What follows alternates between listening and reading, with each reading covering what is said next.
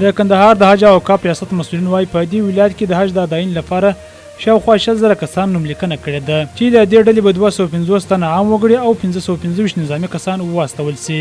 د کندهار د حج او اوقاف رئیس ویلي چې پروسه شفافه ده او هیڅ ډول درغلي کوونکي ته اجازه ورنکړي چې دوستي او ملګرتوب وپالي او هر څوک به د یوې شفاف پروسې له لارې د دې سفر لپاره په نشه کیږي. پر همدې مهال د حج د فریضې د ادا کولو لپاره راتلونکي کسان هم خوښ دي چې د سرپرست حکومت د مسؤلینو له لوري د پچاچونې پروسه ډیره شفافه ترسره شوې ده.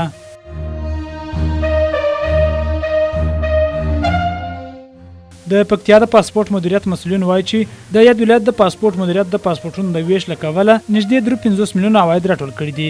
د پکتیا د پاسپورت مدیر حکیم خان سروري وویل چې د یاد ولایت د پاسپورت مدیریت 1915 ټوکه پاسپورتونه ویشلي چې له دې لارې 55 میلیونه 888,240 افغانۍ عواید د تیرو 10 میاشتو په بهیر کې راټول کړي دي او د دولت خزانې ته یې سپارلي دي. نوموړی زیاتوي چې د متقاضیانو لپاره ځینې نورې اسانتیاوې هم رامنځته شوي دي ترڅو په اسانۍ سره پاسپورتونه ترلاسه کړي.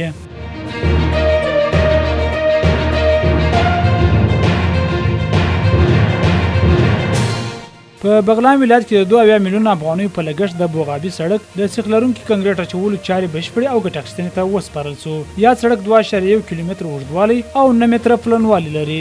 د بغلان د ټولګټو چارو رئیس وویل چې د یاد سړک د رغولو لګښت د ټولګټو چارو وزارت له بودیجې ورکول شوی دی. یو شمېر موټر چلونکي وایي سرپرست حکومت دې د لوی لارو ساتنې او بیا رغونې ته پام زیات کړي.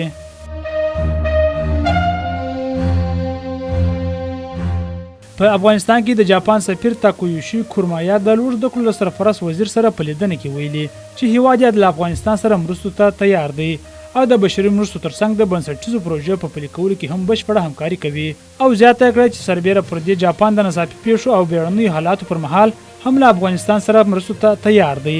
په دې لیدنه کې د لوړ زده کړو سرپرست وزیر غوښتنه کړې ده ترڅو یاد هیواد د افغانستان د تحصیلي نظام په پیاوړتیا کې همکاري وکړي او له نړیوالو سره د افغانستان حقیقي انځور شریک کړي.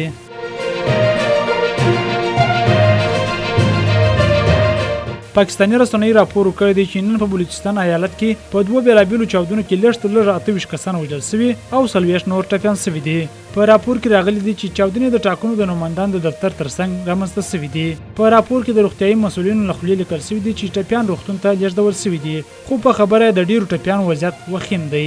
ټاکل شوی د سبا ورځ پنجشنبه د پاکستان عمومي ټاکنې ترسره شي.